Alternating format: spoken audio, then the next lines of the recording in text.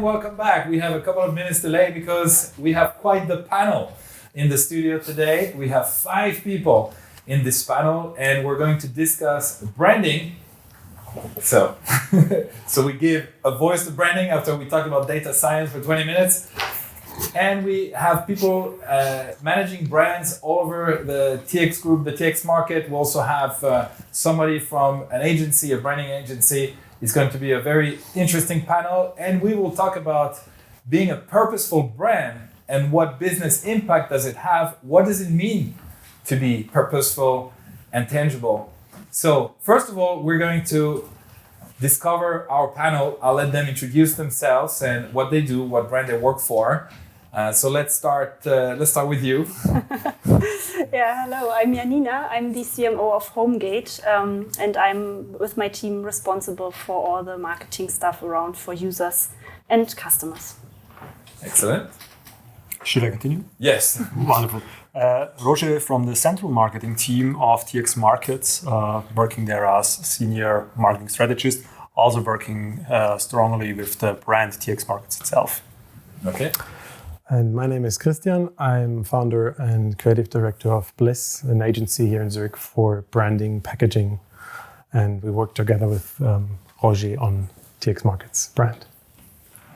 Thank you. My name is Christine. I work for the brand Ricardo, and I give Ricardo a face and a voice. Very good. My name is Hannes from Tutti.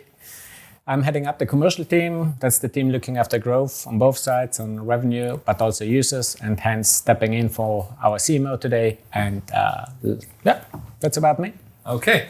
So before we actually discuss this idea of being a brand with purpose, we have to do a bit of definition work, if you don't mind. So the first question that I'd like to ask you is, in your opinion, what is the purpose of a brand? Why does it exist in the first place? Janina, I'm going to have to point people. Who wants to start? The shyest marketing people I've ever met. Okay, so for me, the purpose is really make an impact for users and customers. And this, if possible, in a way that cares for the whole environment and is also looking forward into the future. So, yeah, being there that it also exists in the future. Okay. Yeah. If I may add to that impact should also be, I would say, consistent, and it should make sense. And with the consistency, you build up trust for the customers. Consistency. So maybe let's jump straight to that question. How do you maintain consistency? I mean, you're managing brands that are very famous in the Swiss markets, and there are very big teams. So how are you able to maintain this consistency across all these different teams and touching points that users have with your brands? Maybe I can add to this because, I mean, we often are the bad guys defining stuff and other designers or internals have to work with. But I think times are over where you would have strong and rigid and non-flexible guidelines. But I think it's more about giving the people that work with brands the biggest possibility in flexibility, and that it makes them feel easy to work with guidelines and not be too restrictive, but have a tool of items, colors, shapes, and messages that they like to work with every day, because otherwise I think everyone is quite fast fed up doing the same stuff over and over again. So yeah, more about flexibility, I think, rather than rigidness. It's also about exploration, I think. So having really a framework where you can work with, but also develop this further. Okay. Yeah, I think there's certain tools and guidelines in place, but I'm a bit the bad guy here, I guess. For me, brand is not such for the branding guys or the brand designers or the marketeers. I think, yes, we all work for more product tech organization. Maybe that's part of the issue. If you work for more brand organizations like P&G, I would say brand communication should be basic math, right? And learning about how to live and breathe brand, every employee should be aware of. And we certainly are not investing in enough in that direction. I mean, you do all these compliance trainings, and everyone goes through how to act compliant, but not every employee goes through a branding training. And I think that's the basics to, if you look for consistency, because at the end of the day, it's everyone who has an impact. That's my 2 cents here. What would be included in your ideal branding training? Oh, wow. Don't know. I guess there are certain guidelines maybe people want to at least be aware of. But then also, I think it's time to reflect about how does my day-to-day job really impact the brand experience? Because at the end of the day, we're digital brands. I'm as an engineer, what I code, at the end of the day, that's what people interact with every day. And I guess I would start from there. Yeah. Yeah, maybe also, like from a Ricardo point of view, what we recently did, we not only changed the visual branding, but also we worked on our vision. And the start of the whole process actually came from the employees. And it was not the LT developing the new vision for Ricardo, but the employees did it. So, and now I also believe that everyone believes in it. And like that, everyone in all the teams also feels responsible for it. And I think to have this consistency and to bring it through through the whole customer journey, that is really crucial. And to control it, it still needs a lot of teamwork and collaboration. And Christine, actually, can we get into this branding work that you've been doing Ricardo team? It's quite an interesting journey and an interesting story. So you say that the team was involved and it came from the employees. Can you tell us a little bit what was the process? How did you go about it? What has changed? and what was the business impact? I mean, we've known we had an interview with your CPO earlier, and we've seen that Ricardo has gone through a lot of growth. How much of it was related to branding, in your opinion? So I think it'd be interesting to hear a little bit from that story. That's a big question. And you have 1 minute. I have 1 minute? Okay. Or we can all go home now. That's okay too. No, please don't leave me alone. The essentials. So the start was with the employees. That's an important thing. We started with our manifesto, which said that we want to create moments of joy. And everyone believed that this is not enough. That's not a purpose. The purpose Ricardo can fulfill, something that we believe that the world needs. So what we did probably 10 workshops with groups of employees from all units. And we pulled that together. And with that, we developed the so-called Ricardo Circle, which also already the naming says that we believe we are part of the circular economy, and which is now our vision. And our vision in one sentence is that we want to change consumption, and we want consumption to be more meaningful and more sustainable. And that is what we do. We make idle products appealing and joyful. Great. Even some applause. Yeah. So from Tutti. So this is actually a great transition into the next question: is having purpose, having a vision, and being a force for good in the world. Is that mandatory now for brands? And we had some contradictory opinions when we were preparing for this call. So do you guys think that it is essential for a brand today to do something good, like being part of the circular economy or bring in more social justice, or, these trendy topics? What do you think? I would think it depends. Okay. So when it goes into this greenwashing topic, I think that's not what people expect from a brand, because I think they really fastly know that this is not sustainable, or that this is only because the brand thinks it should go like this at the moment because it's trendy or something. So I think it's really necessary that the brand itself can also make some impact or difference in this case. Otherwise, I think they should not go into this direction. I think it must be authentic. Yeah. And I think that's important. That's also when we, again, involve employees and they see their own company different, can really stand behind the moments of joy that they make, for example, or something like that. The same goes with all the greenwashing part. It's not something that people really would stand behind. Thus, it would not be something people would cover out, go out into the world with and actually represent the brand like this. It would just be an initiative built up on no foundation. So being authentic there is crucial. And probably not just trying to do good, but at first, for most companies, trying to not do no harm at first, I think. Step number one. Yeah, because I think the step from doing it the old way, doing it the new way, it's probably a middle way of trying to get to a neutral ground and then trying to be positive about what can be changed in the future. But I think... Yeah, I agree. I think the purpose of a brand, next to the whole good or bad discussion, is utility and performance in the first place, right? I refer to a brand out there as a point of orientation. Okay, I know what I get here. And if the brand delivers on their promise, that's step number one. And I think from there, you can then, of course, go the extra mile as a brand and delight customers and then kind of really create customer advocacy.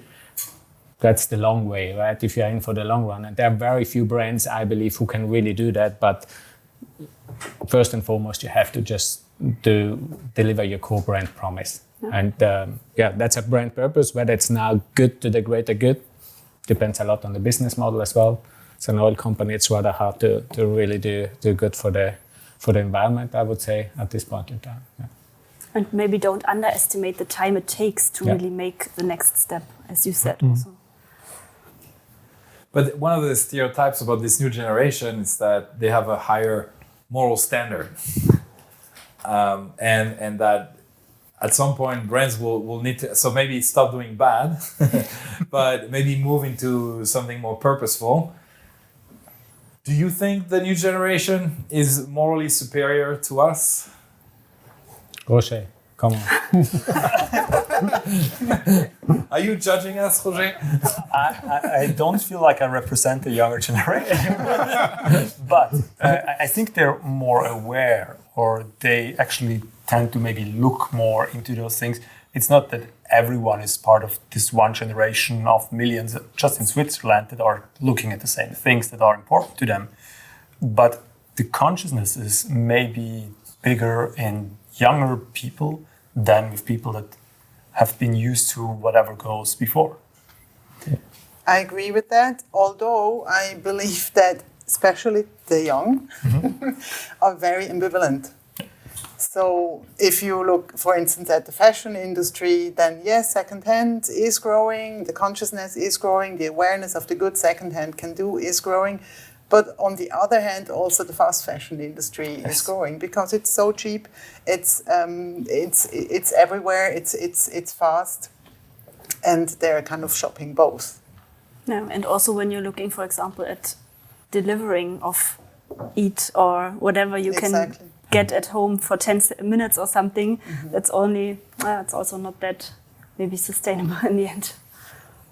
So we can also talk about, making a brand more purposeful and tangible is also making it more physical. And you've had some initiatives because you all manage online brands, right? So, but you've all had initiatives to hold events or have physical representation of your brands in the market. So let's hear your opinions about how important do you think it is to see your brands in the physical world, and what does doing events do for your brands? Yeah, so events didn't take place for a long time. So I was the day before yesterday, I was on my first B2B event since, I don't know, 1.5 years or something. So I think for us, it's more about the awareness section. So when we are doing online marketing, for sure, we do this in all channels we know. But when we want to create, let's say, more awareness than we could gather in this channel, we also use offline channels, for example. And what we did recently was putting really a big moving box into the main station of Zurich, which was the biggest physical thing we did over a long time. And this was really fun because people went there, they took photos, they made our moving challenge, and they really interact with the brand. And this was also very cool for the employees because they also went there. What was the moving box? Can you explain? Yeah, it was really a moving box. Let's say 8 meters high. There was a big teddy bear out of it. It was really a huge installation. So it was, from a sustainable side, it is discussable for sure. But it was. Where is the teddy bear? Yeah, it was not a really teddy bear. It was built out of I don't know. It was resold on Ricardo's. Second hand. It went into the circular economy. Yeah, but this was really cool to have really a point where people can go and really interact with the brand. Okay.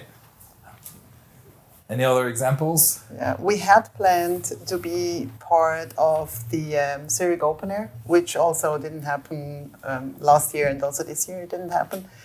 And the idea was to have their, well, not the band merchandise, but all the other shops to focus on secondhand items.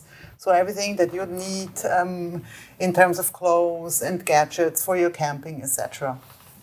And I believe, or I still believe, that this is a good idea to go forward because that's where the young generation is, that's where they're having fun, that's where their hearts are open, and that's where they're also, we reach them in an emotional way.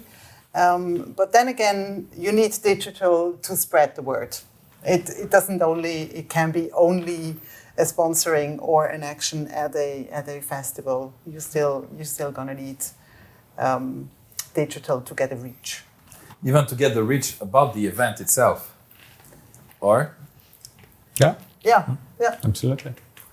Christian, you felt strong about that topic. Yeah, in general, yes, because we are coming from a quite traditional background of typography and branding and the old school design agencies. But we found our niche, and we work a lot also for the Swiss banks and private banking sections. And we experienced last year that when all the banks were cutting the physical events and possibilities where they could meet their clients, because banking is, like your marketplace, is also quite a digital product right now, that they really suffered on this, not seeing their clients and their clients not being able to meet each other and networking. So I think it's also depending on the target group for sure, but it helps also other people to gather at events, to meet each other, to socialize, and also for brands and products to be tangible. And once you get an invitation that is coming on a nice printed paper in an envelope, hand signed probably, from a CEO or a CMO, I think still has more impact than sending out an email that, as a recipient, you know that email is probably going to thousands. So I think if you want to make a statement to a special group of people, physical objects are still hard to top. Okay. Janina, let's talk about the rebranding that Homegate went through. I moved to Switzerland 11 years ago, and I've always known Homegate a certain way. One day I opened my phone and wow, what happened?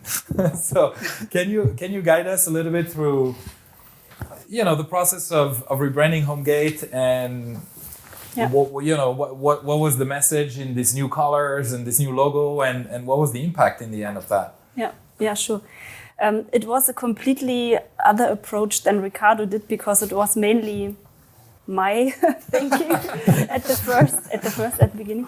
So as I started working for Homegate in June last year, it was really a crazy idea that I said, I think it could be a good time to make some changes, but it was really just an idea. And then I talked to several people inside the company, also get to know the surrounding of Homegate, the image it had, and so on. And I really thought about this again, and in the end, I got the possibility to make this, for me, biggest project in my career, make it happen. And this was really a ride, let's say. We had 9 months from the first idea until it went live in the end. And there were several things we thought why we should do this. So the first was really the image Homegate had in the last years. What was a little bit old-fashioned. Then also the age of our users, they really went older over time, and we really had the need to make something which attracts also the younger audience. And then also Homegate itself as a company made a transition. It was really a traditional Swiss company, and over the years more and more people joined, and now we are having people from over 25 different nations in the company. And I thought that this branding doesn't reflect this change. Who you are. Yeah. And what we did was, you mentioned it, at first we changed the colors. So we got away from this red into a multicolor approach, which for me is really, it's more modern. It's diversity. It's not only having one color. We are having so many opportunities with these 5 different colors we can now use. And then we also went away from this X, which was for me mostly exclusive, so excluding people. And we said now that this is an open box. So we filled out the box, and this is the opportunity for us to fill it again with tools for users and customers and also for our employees. And then what we also did was to change the font. And this was why we know that Homegate turned 20 this year. And nevertheless, it's also a good time maybe to change something. But we know that we were really successful in the past. And what I wanted to do with these combination of the more old font and the new colors were really to honor what we had in the past, but really to be flexible enough to stay again in the future and look into a bright one. Okay. Yeah. And I mean, it looks really nice, very impressive. Did you see an impact on the business? Yeah, so far not, because we are not that far with setting up all the stuff like on the website or something. So it's very recent. Yeah, so we had very technical issues why we don't or why we can't until now change, for example, the whole B2B section. So all the customers login area and so on is still more on the old branding. This is more technical wise, and hopefully it will be changed in the next month. And therefore, I think it was not enough time to really make a business impact which is measurable at the end. Okay. But I think there are so many opportunities, not only for us internally, and really to create emotions with this, like we never had before, I think. We'll stay tuned for the business impact. So, Roger, my next question is for you. As a representative of the new generation. Now, my question is you work for TX Markets, correct? So you work for a collection of brands that already exist. And the way that I would look at TX Market is, okay, it's maybe the holding company of all these brands. What is the purpose of doing a brand of a collection of brands? It's a very good question, because initially when the whole TX Group setup started, TX Markets was just one part of TX Group. So we were basically TX Group in blue when it comes to branding. And after some time, it was decided that the actual company behind it should really be set up as TX Markets and really be more independent, that we can proceed as a more independent, fast, bold company that can act more, a little more different than maybe just the TX Group setup would have allowed for. So we also needed a new brand that stood for all these things that could be interesting for both the companies that we unite, but also for all the employees. In total, we're quite a lot of employees with Job Cloud, including now around 700 something employees that are part of the current TX Market setup.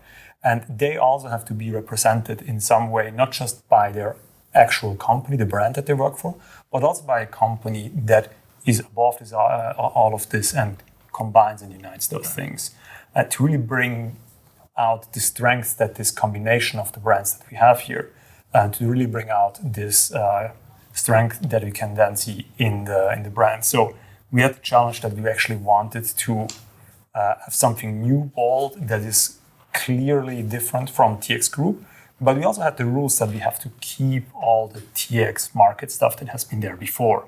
So then together with Christian, it was actually a very interesting approach. How can we keep what we have, a little bit like Homegate, keep the good stuff that is already there, that has been established, but also up it a little and add some twists that will make it really distinct and move forward with it. Great. Thank you so much for joining us, guys. We're coming to the end of our talk. Time goes really fast. Yeah, already. And we also have to do the transition with our next speakers. But very interesting to see that there are as many ways to do branding as there are brand managers within the TX market group, and we understand what makes the richness of this group. So thank you so much for this discussion. Stay tuned. We'll be back in 2 minutes with our next talk, which will be about the Tamedia Youth Initiative. See you in a couple of minutes.